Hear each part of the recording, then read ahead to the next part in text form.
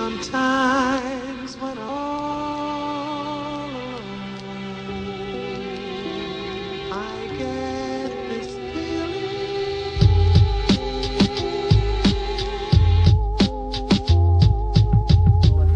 Like, yo, you know what I mean? I look up to these niggas. And they just kept doing the wrong things, like, you know what I'm saying? So my looking up to them went from looking up to them to looking past them now, like, you know what I'm saying? Just due to the decisions that they made, it wasn't wise with the decisions. They didn't want to give a nigga a fair opportunity.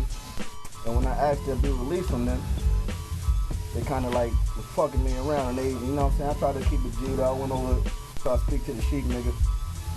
The nigga ain't want to, I went to the studio, nigga was playing on some fake shit. He didn't want to open the door. I went over there with a couple of the homies.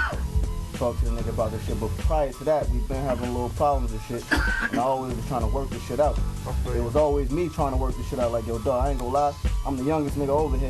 It shouldn't be me trying to work shit out and going to tell y'all niggas what y'all niggas should be doing, like, you know what I'm saying? Y'all niggas supposed to have that experience. Y'all niggas supposed to be living off experience, so y'all niggas supposed to be able to determine what the fucking nigga supposed to be doing. I'm not supposed to be able to, I'm supposed to be in a position to tell y'all niggas what y'all need to be doing, because y'all supposed to know that already. Gotcha. Went over to try to speak to the nigga, he ain't open the door. Long story short, I spoke to SP about leaving. He like, yo, homie, I got you, you know what I mean? It's nothing, I'm gonna get you up out of that, no problems. So now I'm saying, as a man, I felt like, you know, he was gonna take care of that, because, you know what I mean, I know P, had respect for him. Had respect for him. Yeah, I got you. That's the past, like, you know what I'm saying? So when he said he had me, put the shit in his hands. A week later, I called a nigga just to check up on the shit, like, you know what I'm saying? Like anybody else would do. Yeah. Check up on the situation with the paperwork. Your homie was good with that. Yo, I need you to give me some more time. I don't know the D-Block lawyer.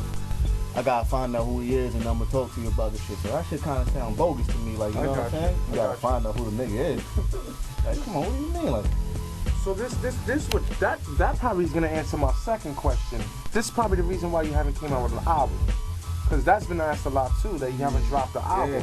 Look, you got people saying, you know, hear that album. Because niggas didn't want to push, niggas wasn't trying to push, tell some of her, they wasn't trying to push a nigga like that because they don't, they don't know that in order the key to longevity in this game is, like, you know what I'm saying, you have to recreate yourself and reinvent yourself if you're looking for a different look. And that's what happened with the Locks. We came with D-Block collectively, we sat at the table and came up with that name.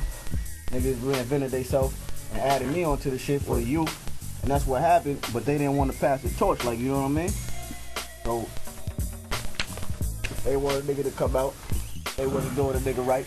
All these other niggas coming out with their little mans. After niggas went to the radio station, I dropped them 100 bars and all that. Everybody want to go to Hot 97 with their little mans. I mean, I got my mans, yo, we got bars, we got bars. Niggas go up there dropping mad shit, biting the style, biting the blueprint. Niggas ain't do the right thing with it, man. Niggas felt inferior instead of feeling totally conscious and totally positive about the situation and put a nigga out, which would be the right thing to do. It's niggas like J.R. Rod, that nigga, like, Wild Niggas was in my era when I came out. They came out with 2-3 albums, and I still ain't get to put one out, like, you know what I mean? I feel you. So the shit was crazy. Them niggas was basically just holding the niggas back.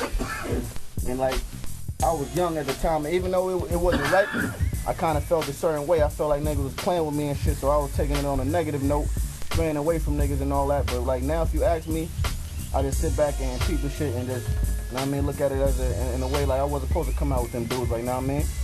God forbid I would have came out with them dudes and something would have went right, and a lot of money would have been mismanaged, and a whole bunch of other shit would have popped off. So that's just God's way of telling me I wasn't supposed to come out with them, you know what I mean? So what direction you headed in now?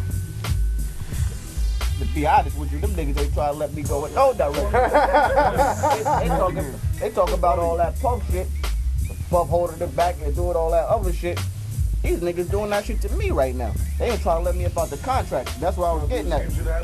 Yeah, so I spoke to the nigga P, like I was saying. I gave the nigga, he on these interviews saying like, yo, I spoke to him, like, and a week later he drugged the D-Block chain. First of all, anybody know when you go to a label, niggas is buying you, they just handing you the chain. You see Hov putting the shit on Kanye neck on stage. Cam, you fuck with the dips, they throwing you the chain. I had to buy my own chain, you know what I'm saying? That was wild, like, you know what I mean? So I'm like, yo, man, and I'm trying to rep the team, so I was like, you know what, man, I'm just buy the shit. They like, yo, man, you got your advantage. I mean, they wanted me to buy a little D-Block dog tag for $3,200. I'm not buying no dog tag, my nigga, you know what I'm saying? That shit's garbage, man. I'm not buying that. So I saved up a little, so I ain't gonna front, had to stack for my D-block shit. Yeah. After that, and it was even a little jealousy with that. So it's just wild shit that wasn't right, my nigga. And like I said, I gave P, let me see, altogether it was like 5 weeks, a 5-week process, man. I kept calling the nigga up, yo, I'm gonna hit you back. 3rd week I called the nigga up, phone disconnected for 2 weeks. Called the nigga back after 2 weeks, it was back on. Yo, dog, I'm gonna call you back. He called me back. Grown ass man, homie. I feel like I'm being fucked right now. Some G shit. That nigga playing with me, son. 5 weeks go past, and I ain't gonna lie, man. I had the meeting with 50 prior to that. Like, know what I'm saying? We sitting down, and that's a nigga that during that time he made 450 million 2 weeks before I had that meeting. Like, know what I'm saying? I'm right here rubbing elbows with homie. I'm like, yeah, he talking to me for 6 hours. Like, know what I'm saying? Yeah. And he telling me he feel me, and I'm nice, and I got talent, all kind of shit like that. And this niggas like, and it's mad niggas. Like JD wanted to sign me, like before when I was with them. Like Dre offered them niggas some shit on some, they wanted to do some D-Block collaboration type shit with me. Wild niggas wanted to do shit and they failed to tell me and they failed to like try to make that happen. So it was a lot of shit behind that. Like, you know what I'm saying? So basically what I'm saying right now is they don't want to let me up out that contract. They making it hard for me. Like, I mean, they trying to, I asked to be released last August, September, and they still holding me. Damn. Like, now I mean, on some fake bullshit. And them the first niggas to try to talk about Puff and all this other shit. But in reality, it wasn't Puff that jerked him. It was a lawyer that jerked him for letting him sign a contract like that. Like, now I'm saying, at least Puff can actually say he was responsible for making them dudes. Because he put them niggas on major records, major tours, let them come out with an album. And I can't say they did that for me because they failed to do any of that. They never put me on no singles. This teaches you kids that the game is shady. It ain't always good to go in business with your dudes and all that, man. That's the niggas that'll F you and all that. Yeah, but did you see me do my part in the video? Nah, see? They jerking niggas, man. I ain't get to do my part in the video. Other hard niggas, they come from Yeah, you know what I'm saying? Yeah. Man, it's definitely like, and to introduce me and giving me a shot to get in the underground and let the mixtape circuit hit me, like, I always be appreciative to that. You still respect them lyrically as an artist? I can't even lie, man. I don't listen to Sheik. I might listen to him to see what he coming out with, but I'm not a fan of Sheik like that. I listen to Kiss because you can't take that away from him. He nice, he got crazy metaphors, he just be saying that slick shit. I listen to Kiss, and P is hard. Like, now I mean, I listen to P. Like, you know what I'm saying? But as men and as G's, I don't respect niggas. Like, you know what I mean? That's just me. That's because I know what I know. We're gonna get into some tracks. Baking soda, crack pot, boiling water, roaches running, self-made boss, get lost, I don't know you nothing. Play on, player, it ain't a game and it never was. Turn into a monster as soon as I put on them leather gloves. What the fuck you expect? Blow your limbs off and have them search and they gon' call you collect. You have to collect every piece of your body. Don't take someone experienced to lift you like a Ducati.